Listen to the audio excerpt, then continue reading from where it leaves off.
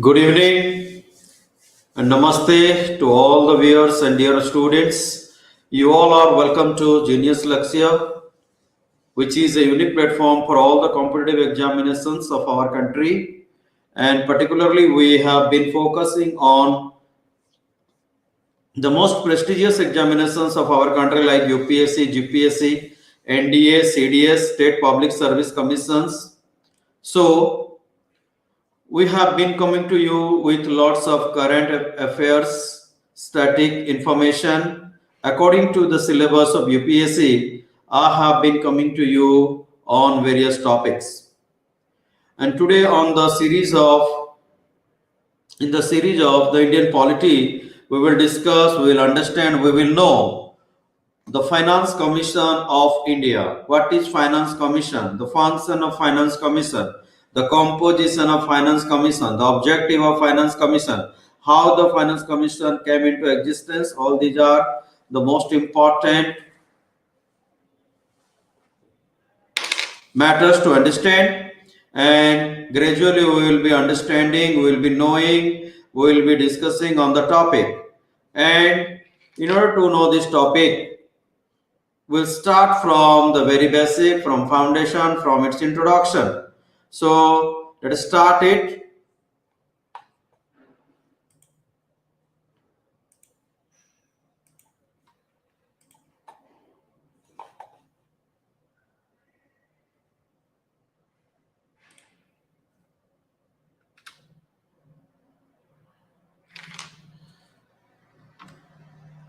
According to Article 280 of the Indian Constitution, there is a provision of Finance Commission in our country. Okay, so there will be a commission on finance according to the provision of the Indian Constitution, and Article 280 talks on it, deals with it, speaks on it. And it will be a quasi-judicial body, means it will be a judicial body, it will function as a judicial body, but it will not be fully, completely a judicial body. It will be half judicial body. So, in other words, Article 280 of the Indian Constitution speaks on Finance Commission. There should be a Finance Commission. The Finance Commission will work as a judicial body, and it will work as a quasi-judicial body. So, we will understand the composition. Composition means who are there in the Finance Commission, how the members are either elected or appointed or selected for the Finance Commission. Also, we will understand the duration of the Finance Commission, the tenure, the duration, the retirement period of the members and the chairman of the Finance Commission. So all these are very, very important things to understand. The Finance Commission of India, our Indian Finance Commission, consists of a chairman and other members. So, fundamentally, it is a constitution of 5 members. One is chairman, remaining 4 are other members. So, the Finance Commission consists of 5 members, including the chairman of Finance Commission. Now, how are they elected or nominated or selected or appointed? The chairman as well as 4 other members are appointed by the President of India. The President of India appoints the chairman as well as 4 other members. They hold chairman as well as all 4 members of the Finance Commission enjoy their work, hold the office for a period of time decided by the President of India. So the duration, the tenure, the time period, or the retirement period of the chairman as well as other members of the Finance Commission are decided by the President of India. So they are appointed and their duration is decided by the President of India. So here the role of President of India is very, very important, and he decides the composition as well as the duration of the Finance Commission chairman and Finance Commission for other members.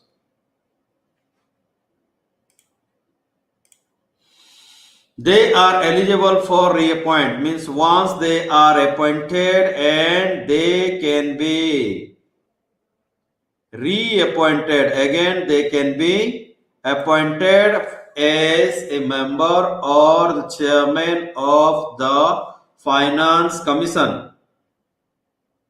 Then the Constitution authorizes, our Indian Constitution has power. It authorizes the Parliament of India to determine, to decide the qualification of the members of the commission and manner in which they should be selected.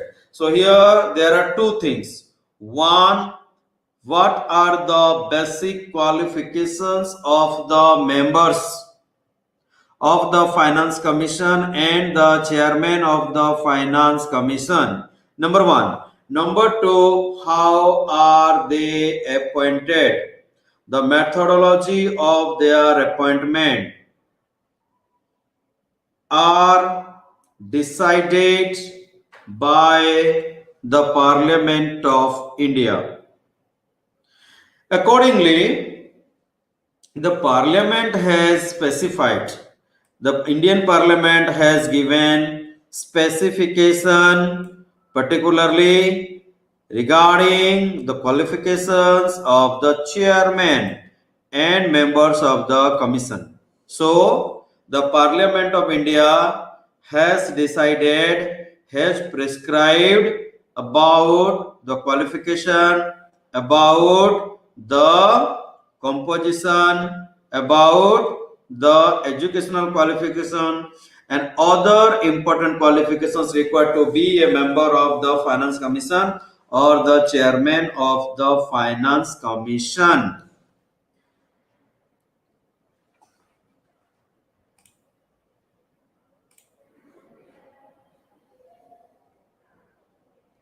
The chairman should be a person, of course, having experience of public affairs, means the person must have dealt with the public for a period of time. If he has a very good experience of public affairs, public management, public administration, then the person can be the chairman of the Finance Commission. Chairman.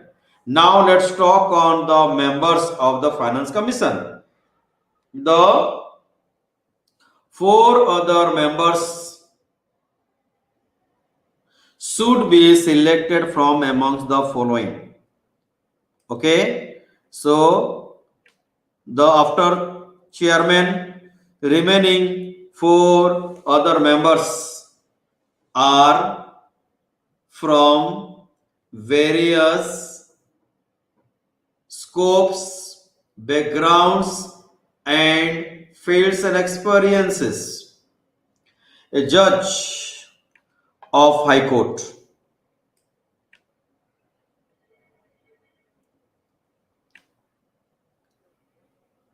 a judge of High Court or one qualified to be appointed as one, So a judge of High Court can be the member of Finance Commission of India. Then a person who has specialized knowledge of finance and accounts of the government, because the finance commission is fundamentally on financial management. It is about the management of accounts of the government of India. So if a person has experience, knowledge, or expertise on finance and accounts of the government of India, then the person can be a member of the finance commission. Then a person who has wide experience, an experienced person and expertise in financial matters and in administration, as it is the finance commission is about financial matters, so he should be an experienced person of financial matters. At the same time, he should be an experienced in administration. If he is a good administrator and a good financial manager with a good deal of experience, then he can be appointed as a member of the finance commission.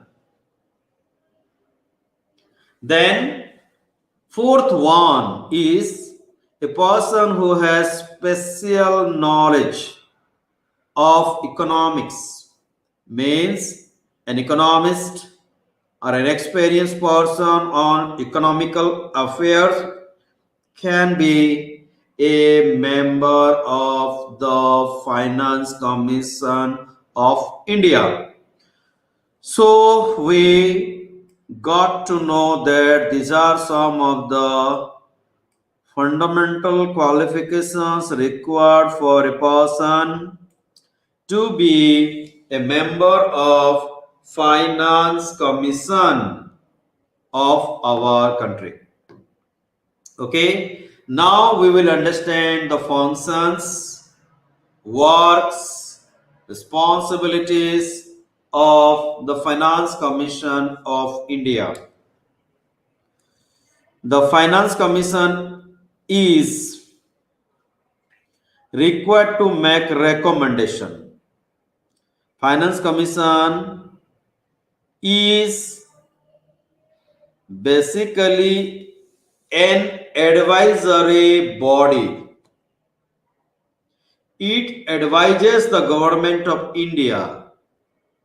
It recommends the government of India to strengthen the financial management of India, to strengthen the federal financial structure of our country regarding the sharing of finance between the central government and all the state governments. So the Financial Commission is very, very important, as it is an advisory body. At the same time, it recommends to the president. It guides, it recommends, it suggests to the President of India on the various matters. So let's see which are the matters.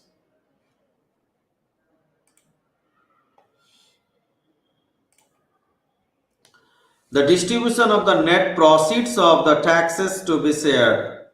As we know that the taxes The tax money is shared between two agencies. One is the central government and the next one is the state government.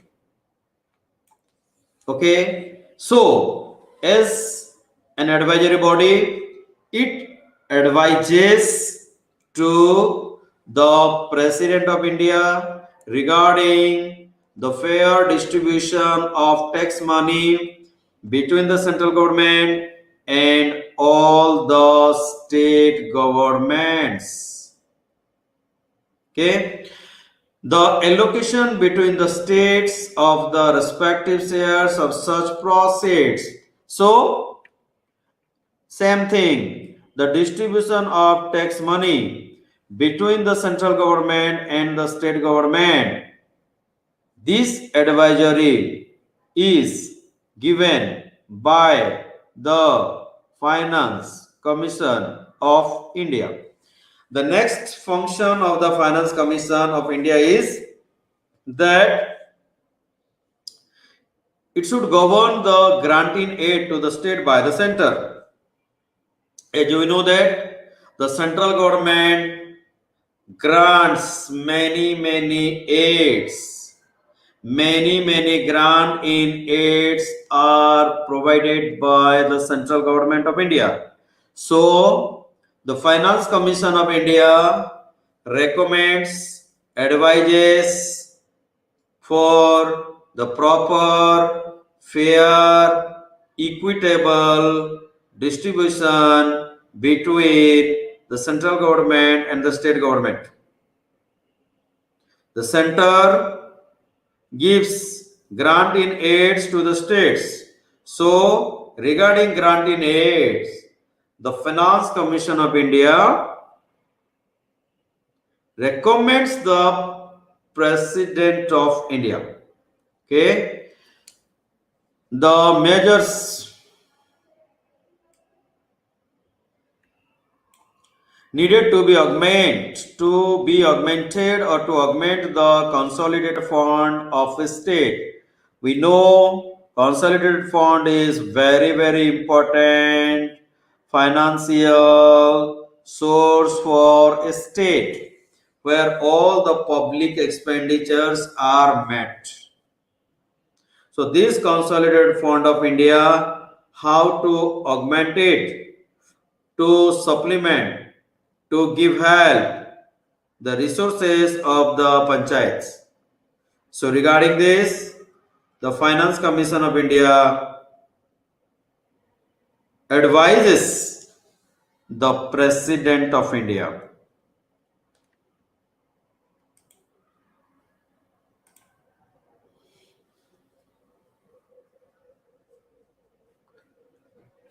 And the municipalities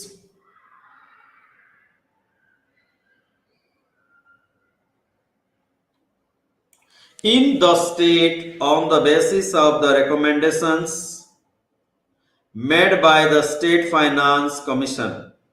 So, in order to make the municipalities financially powerful, empowered, to strengthen the financial structure, financial condition of the municipalities in our country, the Finance Commission advises the President of India,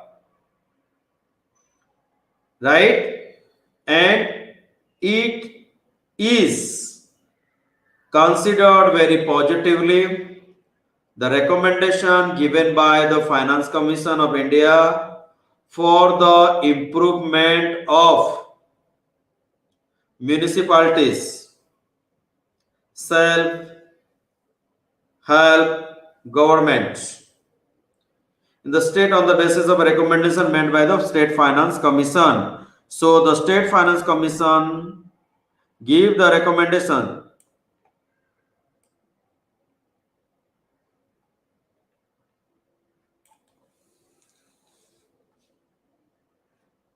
Any other matter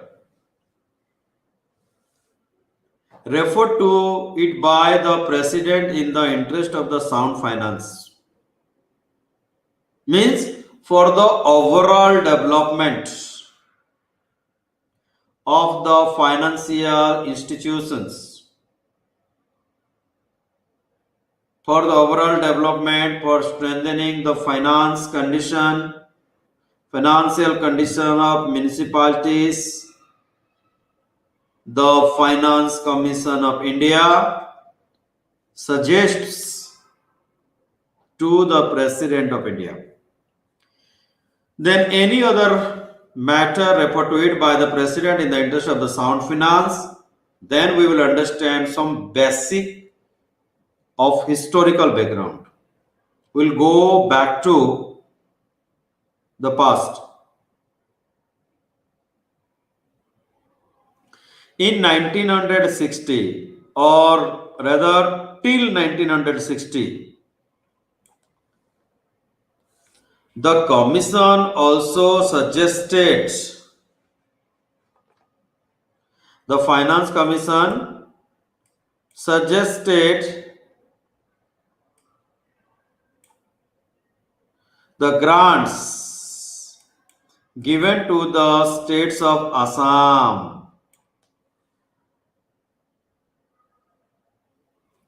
then for the state of Bihar, Odisha, and West Bengal.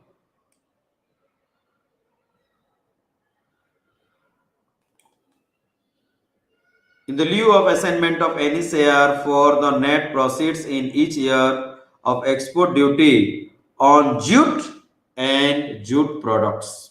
So till then, this was the story.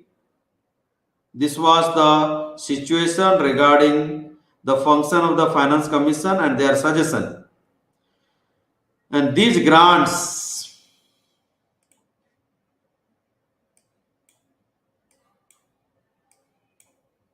were to be given for the temporary period of 10 years.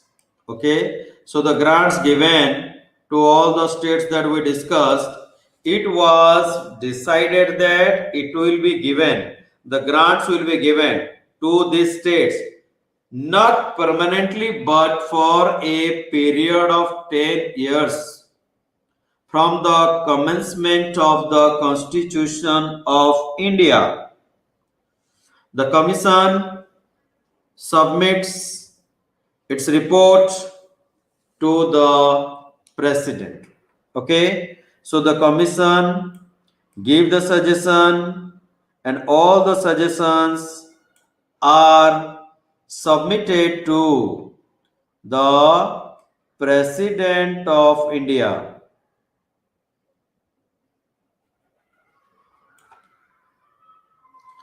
Then the President of India lays it before both the houses, means the submission or the report submitted by the Finance Commission of India is put or laid before the houses of Parliament, before the Lok Sabha and the Rajya Sabha, along with an explanatory memorandum as to the action taken on its recommendation. So the report, in addition to the action taken on the recommendation of the Finance Commission, are submitted in the houses, in both the houses, means in the Lok Sabha as well as in the Rajya Sabha. Then, as we know that, and we got to know that Finance Commission is an advisory body. Why it is an advisory body? Because It advises the government of India for the better financial condition. It recommends the President of India regarding the fair, regarding the equitable distribution of finance. So, it must be classified here that the recommendations made by the Finance Commission are only of advisory by nature. Okay. So, important keyword here is advisory. Advisory by nature, hence not binding on the government. Okay.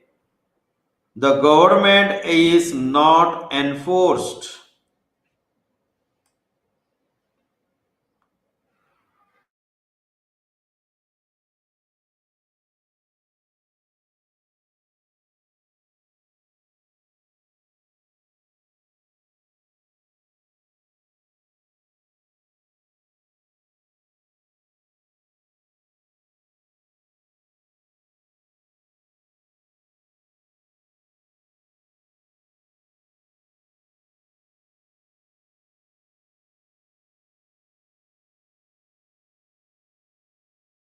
Accept the recommendations or wants to reject the recommendations given by the Finance Commission of India. Then it is up to the union government to implement its recommendation. Okay, it is discussed. So the union government, the central government decides whether whether it wants to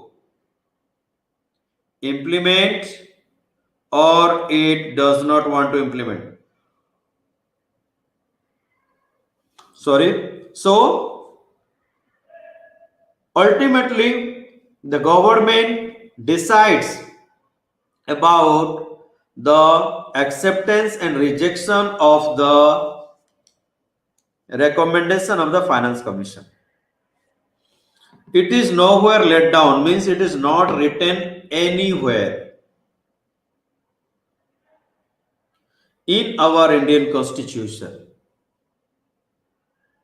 that the recommendations of the Commission shall be binding upon the Government of India. That's why. That is the reason, because it is not mentioned in the Constitution of India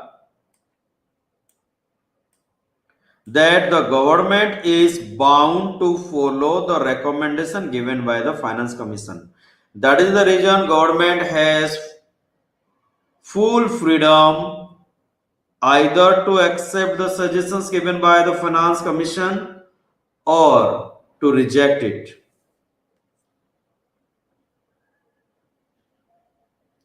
That it would give rise to a legal right in the favor of the beneficiary state to receive the money recommended to be offered by them by the commission.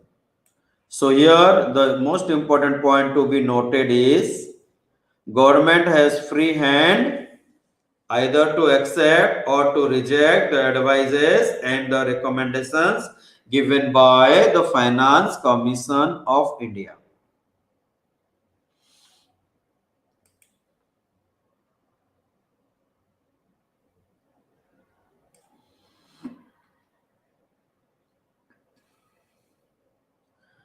As rightly observed, it has been observed very positively by Dr. P.V.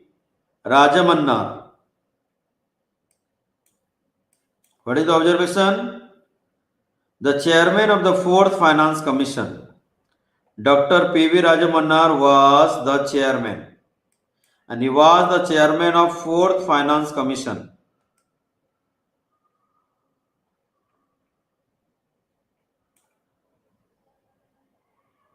And the observation is, since the Finance Commission is a constitutional body, why it is a constitutional body? The Finance Commission is a constitutional body because it has been created by the Constitution of India, right? So it is not a statutory body. It has not been created by the Act of Parliament of India. Since the Finance Commission is a constitutional body, it is expected to be quasi-judicial. Quasi-judicial means it is a judicial body, but it is considered to be a half judicial body. Its recommendations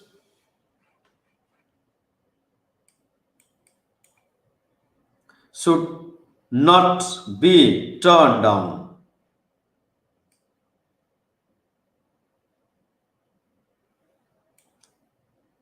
By the government of India unless there are very compelling reasons. Means here the suggestion says that the recommendations given by the Finance Commission should not be turned down, should not be rejected by the government of India unless there are very compelling reasons. If the government has very strong reasons to reject the recommendation given by the Finance Commission, the government should not reject it. Rather, it should accept it. According to Dr. P.V. Rajamannar, who was the chairman of the Fourth Finance Commission. Then the Constitution of India, our Indian Constitution envisages, it visions, it has a vision, it is foresighting. The Finance Commission has the balancing wheel. What is it? It is a balancing wheel. Means it should work as a wheel to balance the fiscal federalism in India. What does it mean? Fiscal federalism in India means the tax money is divided by the central government and the state government. Federalism means division.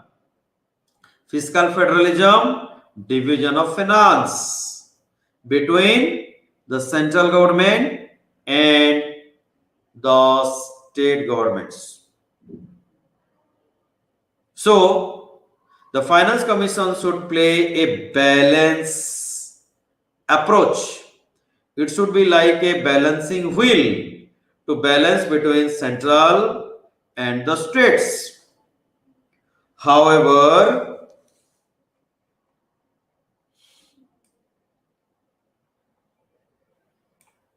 till 2014, its role in the center-state fiscal relations was undermined by the East-West Planning Commission. So before 2014, India had Planning Commission.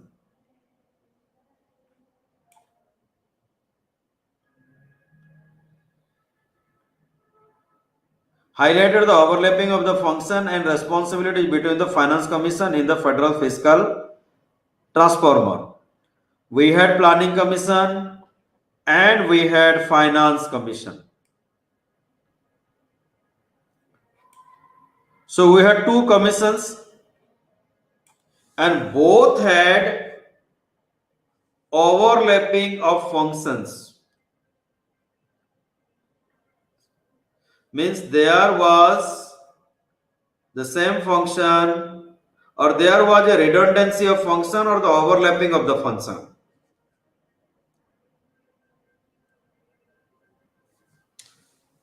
So, in order to reduce or sort out or bring the solution in 2015,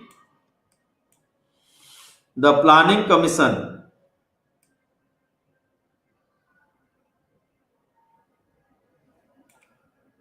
was replaced by a new body. So now we have this new body, and this new body is going on right now. Instead of Planning Commission, we have Niti Aayog, National Institution for Transforming India. National Institution for Transforming India is in the place of Planning Commission.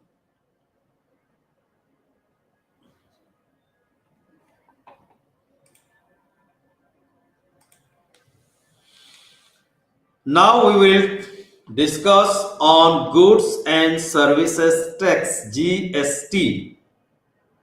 We see the establishment of this council. We will understand the function of this council. So the 101st Amendment Act of 2016 that showed the path, paved the way for the introduction of the new tax regime in our country, very famously known as GST, Goods and Services Tax in the country. The smooth and efficient administration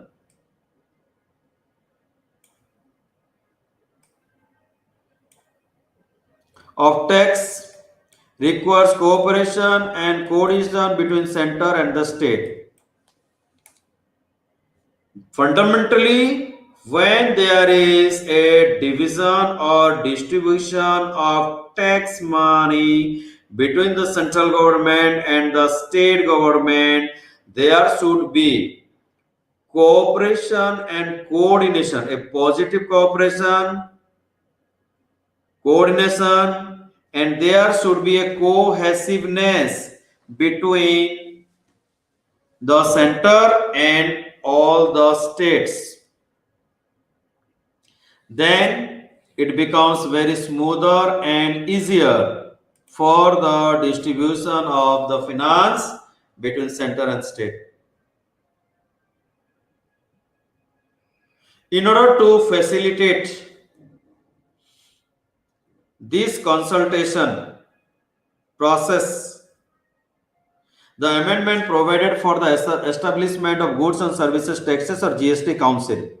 So, in order to get work done, in order to do this process very positively across our country, across India, we have had GST Council, Goods and Services Tax Council now.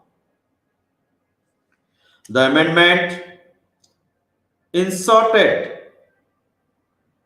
a new article in our constitution, that is 279.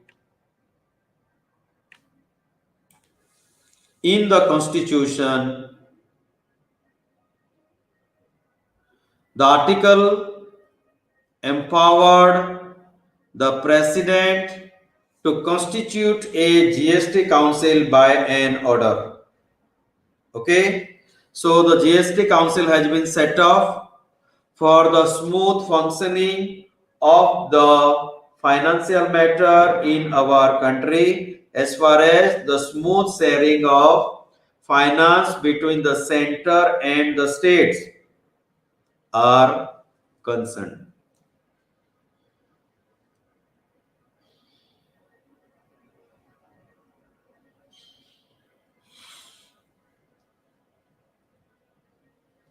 The article empowered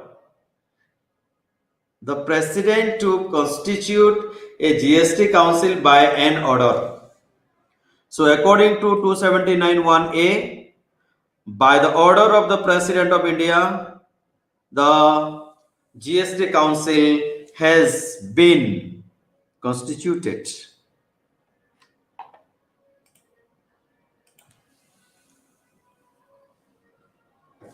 Accordingly, the President issued order in 2016 and constituted the Council. So, this GST Council has been constituted by the order of the President of India, and the objective is for the smooth functioning of the financial matter. The Secretariat of the Council is located at New Delhi. The Union Revenue Secretary acts as the ex officio Secretary of the Council. This is the provision, this is the structure of Goods and Services Tax Council in our country. Now we will understand the vision and the mission of the council. What is the vision? What is the mission of the Goods and Services Tax Council in our country? While discharging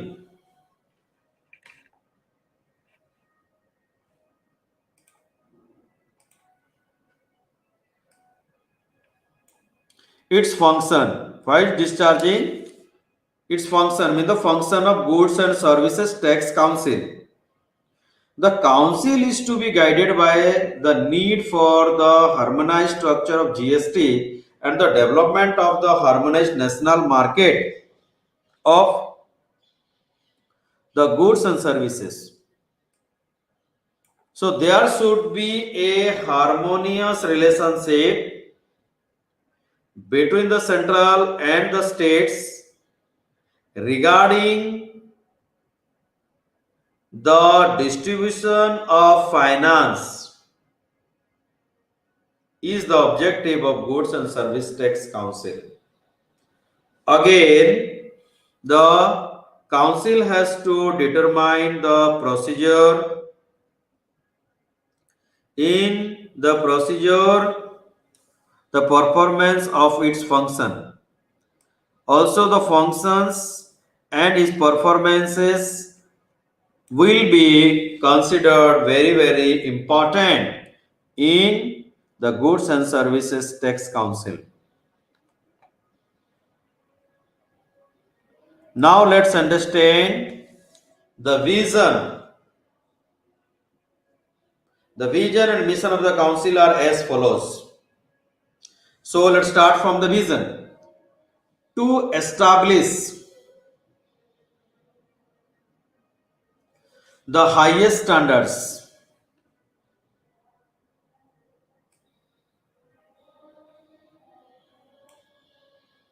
of cooperative federalism, cooperative federation in the functioning of the council, which is the first constitutional federal body vested with the powers to take all major decisions relating to goods and services tax. This is the vision of goods and services tax council of our country. Then the mission of the GST Council is involving by process of wider consultation a GST, a goods and services tax structure, which is information technology driven and user friendly. This is the mission. The government wants to make it user friendly and government wants to use information and technology for the process is the mission. Now let's understand the composition of the Goods and Services Tax Council. The council is a joint forum. Okay. So this Goods and Services Council is a joint forum of the center and the states and consists of the following members. So let's see who are the members in the Goods and Services Tax Council. The Union Finance Minister, the Finance Minister of India functions as the chairperson. So the Finance Minister is the chairperson of the GST Council. This is the composition. Then the Union Minister or the state in charge of revenue finance is also a part of Goods and Services Tax Council of India, and the minister in charge of finance or taxation or any other minister nominated by each state government. So this is the composition of GST Council. Now we will understand the working of the council. The decision of the council are taken at its meeting. So all the decisions are taken at its meeting. One of the total number of the members of the council is the quorum of the conducting meeting. Mean minimum half of the members should be present to conduct the GST council meeting. Then every decision of the council is to be taken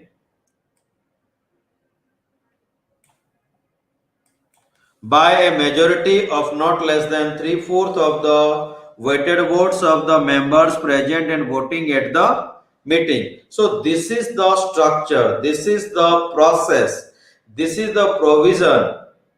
This provision is followed in GST Council. Every decision of the council taken by a majority, and that majority is not less than 3/4 of the weighted votes of the members present and voting at the meeting. So minimum third, fourth majority, minimum 75% majority in short is required for decision to finalize the decision in the GST Council. Now we will see the functions of the council.